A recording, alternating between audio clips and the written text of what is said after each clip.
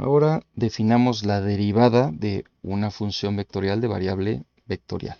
Voy a considerar una función R que depende de S y T. Una función vectorial que depende de dos variables independientes.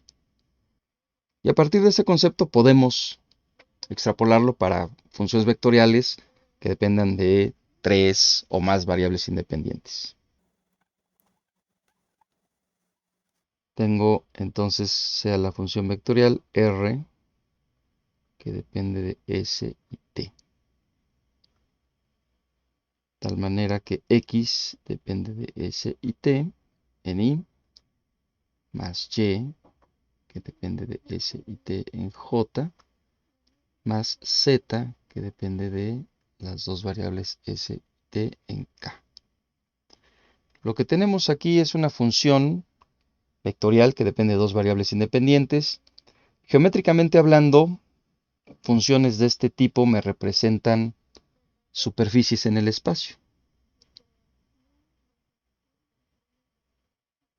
Entonces, esta R que depende de dos variables son superficies en el espacio.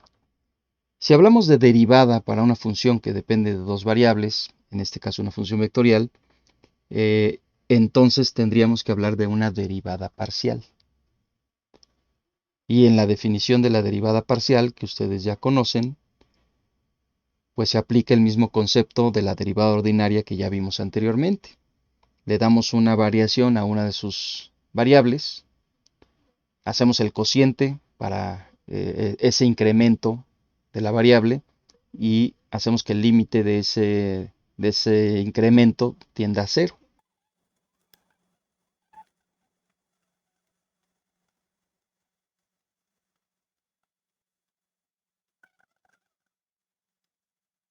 Tendría entonces la derivada parcial de R con respecto de S, que es ahorita la variable que quiero darle un incremento, y ese incremento vamos a hacer que tienda a cero y calculamos el límite para la función R evaluada en S más delta S, t.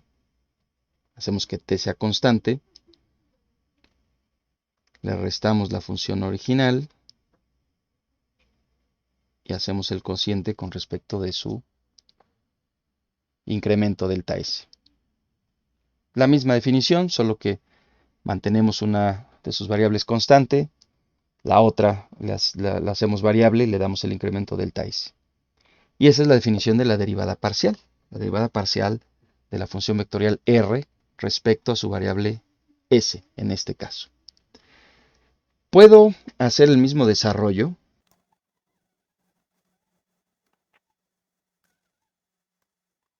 Puedo demostrar que la derivada parcial sería el límite cuando delta S tiende a 0 de X en S más delta S, t menos X entre delta S. Esto es en Y. Más, aquí sí lo voy a llamar delta Y entre delta S en J más delta Z entre delta S en K, donde delta y delta Z es la función y Z evaluada en S más delta S. Estamos evaluando para el incremento en delta S. Y esta definición que ustedes están viendo aquí, ya la conocen para la derivada parcial de una función escalar de variable vectorial.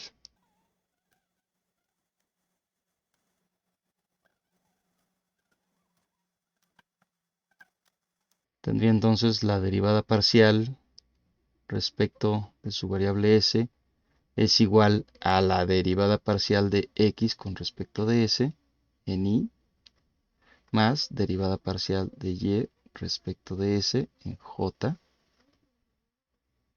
más la derivada parcial de z respecto de s en k.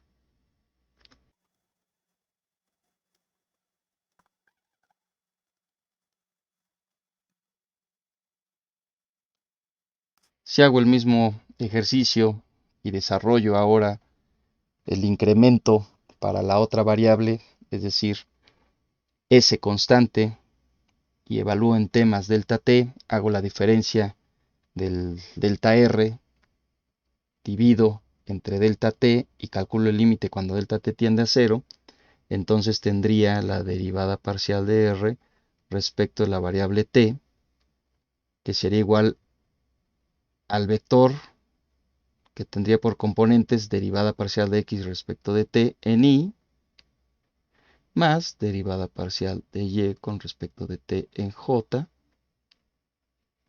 más derivada parcial de z con respecto de t en k. Puedo seguir calculando derivadas parciales.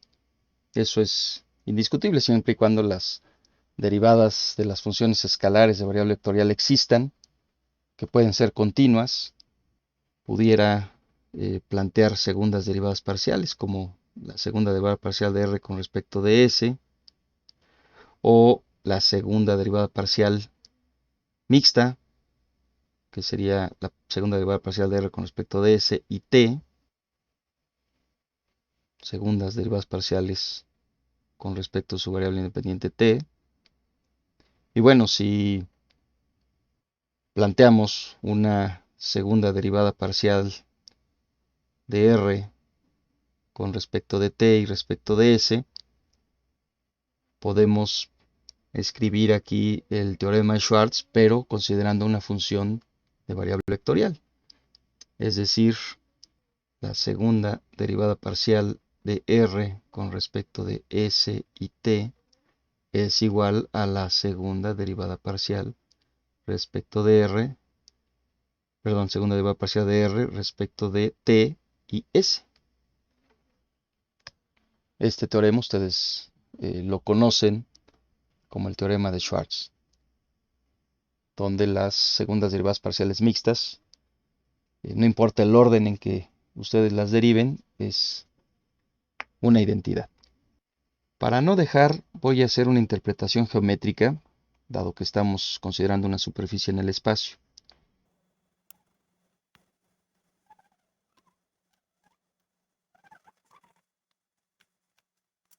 Voy a considerar la misma función vectorial r que depende de s y t. Bueno, tengo mi sistema de referencia derecho, x, y, z. Y esta función r, que depende de dos variables independientes, pues me representa una superficie en el espacio.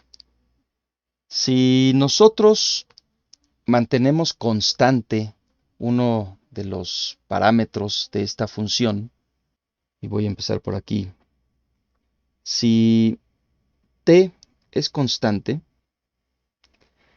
estaríamos pensando que la función r de s, t, y le voy a poner s, t subíndice 0, donde t subíndice 0 es mi constante, termina siendo una función que depende de s. ¿Hasta ahí estamos de acuerdo? Hago constante un parámetro, el otro es variable, es decir, s, y ¿qué me representa una función vectorial que depende de una variable? Pues me representa una curva en el espacio. Y voy a poner aquí que esta es la curva cuando t es subíndice 0.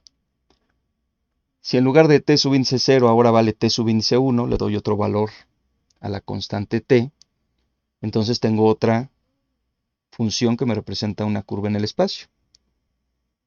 Tendría otra curva t subíndice 1. Y así pudiera seguir graficando curvas cuando t es constante. Entonces voy a ponerlas aquí, curvas t constante.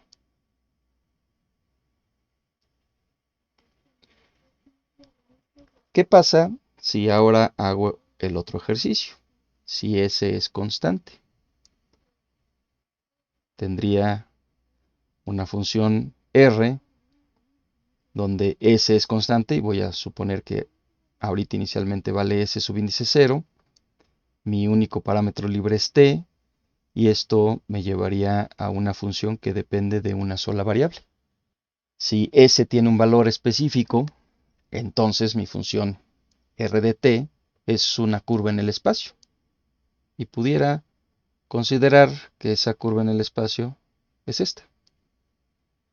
Y entonces esta sería S subíndice 0. Es mi curva cuando S vale S subíndice 0. Si le cambio el valor a S, entonces tendría otra curva por acá, que sería S subíndice 1. Y puedo seguir proponiendo valores de S. Seguramente esta malla que acabo de generar tratando de representar una superficie en el espacio, la han visto cuando los programas, algunos softwares matemáticos generan superficies para una representación geométrica. Esto es algo equivalente. Y esta familia de curvas, pues son las curvas cuando S es constante. ¿Qué me representa la derivada parcial de la función R respecto de su variable S? Si estoy derivando respecto a una variable S como derivada parcial para esta función que me representa una superficie, significa que t es constante. Entonces, en un punto, como pudiera ser este punto de aquí, que sería, en otras palabras, el vector de posición de la función R, en este caso estaría evaluado en S subíndice 1, t subíndice 1, porque justo ahí coinciden esas dos curvas. Significa que en ese punto de mi superficie, cuando calculo la derivada parcial de R respecto de S, lo que yo tengo es un vector tangente a las curvas S. Este vector en rojo es la derivada parcial de R respecto de S, porque si t es constante, entonces estas de aquí son curvas en S para t constante. Tengo entonces un vector tangente a esas curvas. Si ahora resulta que S es constante, entonces lo que yo tengo al calcular la derivada parcial de R con respecto de la variable t, porque tengo curvas t, me representaría un vector tangente a las curvas t. Y este otro vector sería la derivada parcial de R con respecto de t, como vector tangente a las curvas. Curvas, estas de por aquí, que son curvas en t, porque S es constante. Si S es constante, mi variable es t. Si yo calculo la derivada parcial, entonces tendría, geométricamente hablando, un vector tangente. La derivada parcial de R con respecto de S y la derivada parcial de R respecto de t son vectores tangentes, uno a las curvas S y otro a las curvas t, pero las dos familias de curvas me representan a la superficie. Por lo tanto, estos son vectores tangentes a la superficie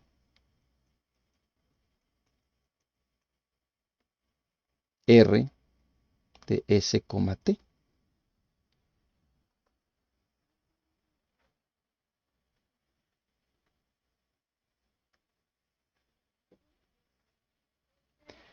Cuando en cálculo integral se le trató de dar una interpretación geométrica a la derivada parcial de la función z que dependía de x y y,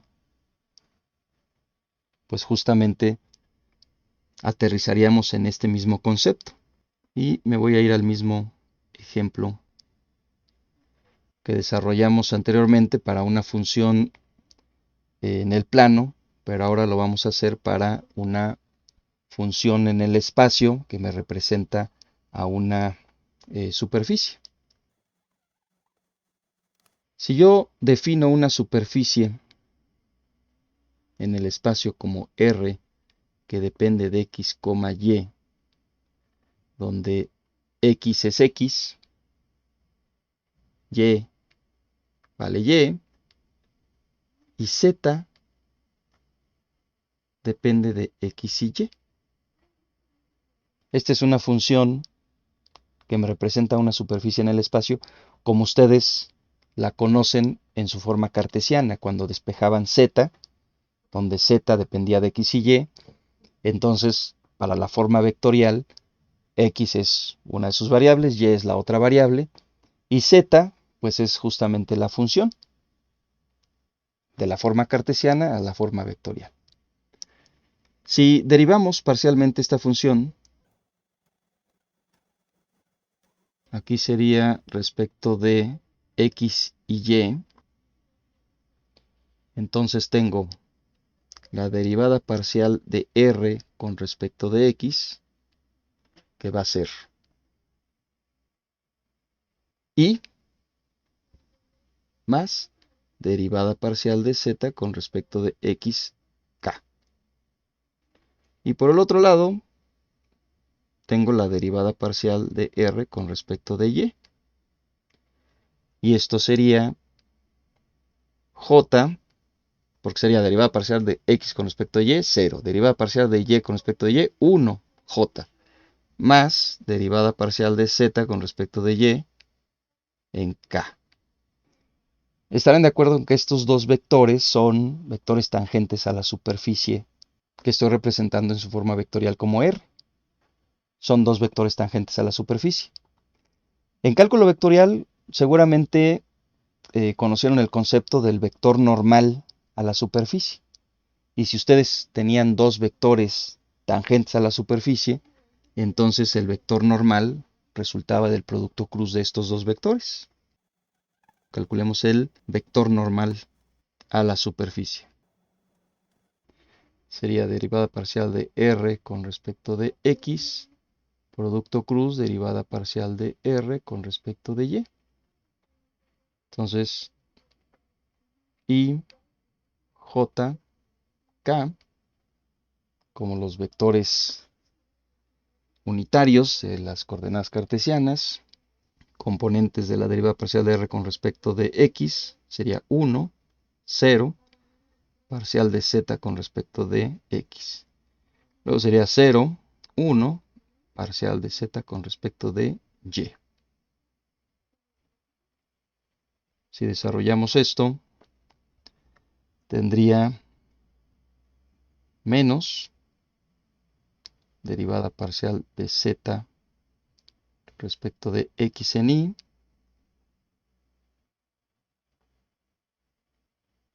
menos derivada parcial de Z respecto de Y en J, más K.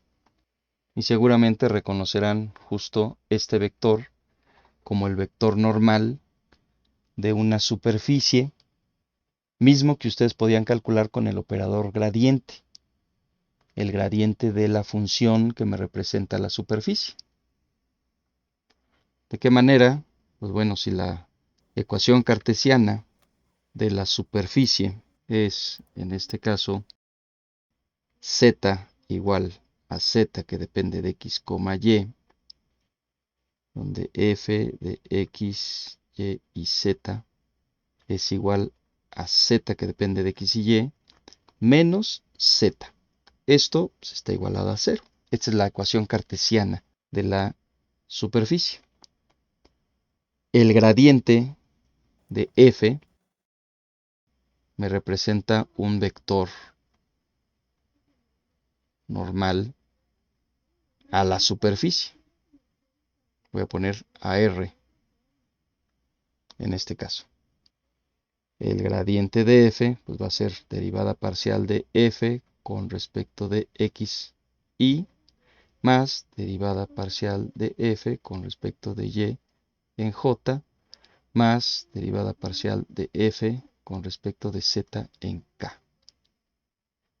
Este es el gradiente de una función escalar y geométricamente hablando, por el conocimiento que ustedes tienen de cálculo, este vector gradiente a la superficie f me representa un vector normal a la superficie. Tendría entonces que el gradiente de f es igual a la derivada parcial de z con respecto de x en y más derivada parcial de z con respecto de y en j más derivada parcial de z con respecto de z, entonces me quedaría menos 1 en k. Y en este caso, así como escribí las ecuaciones, tendría que la derivada parcial de r con respecto de x, producto cruz derivada parcial de r con respecto de y, es igual a menos el gradiente de f. Si lo hubiera escrito al revés, entonces quedaría la misma ecuación, es decir, z menos la función z que depende de x, y. Que de hecho, para una interpretación en el que el gradiente de la función apunta en la dirección en la que crece las curvas de nivel, este es justamente el vector normal. Este vector normal proyectado en el plano XY es el vector que apunta en la dirección en la que crece el valor de las curvas de nivel. Es más, si se me ocurriera aquí, aprovechando los 2 minutos que tengo, si yo tuviera aquí en el plano XY las curvas de nivel,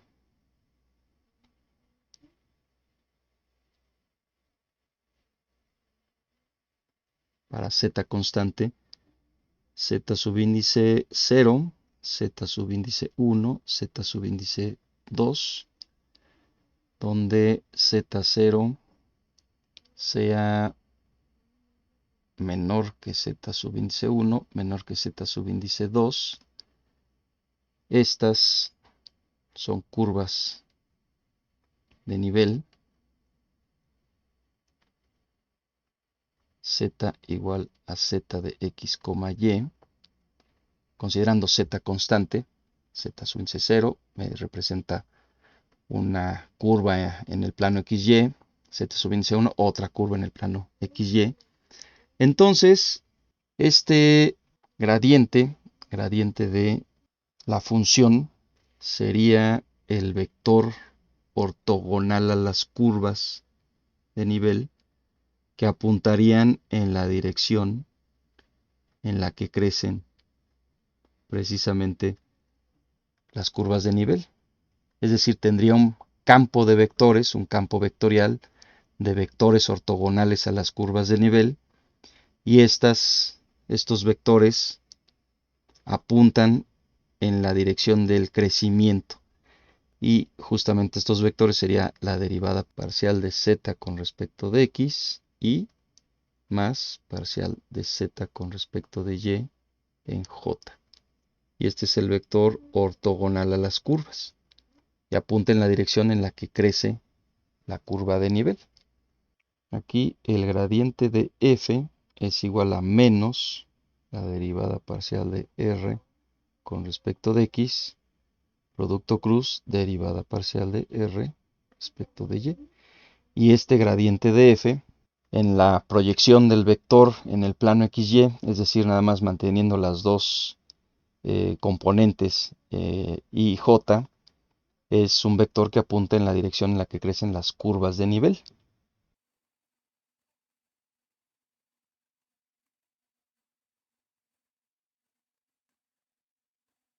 Este vector que está en rojo, que resulta ser la derivada parcial de z con respecto de x en y más derivada parcial de z con respecto de y en j, es un vector ortogonal a las curvas de nivel que apunta en la dirección de crecimiento de la variable z.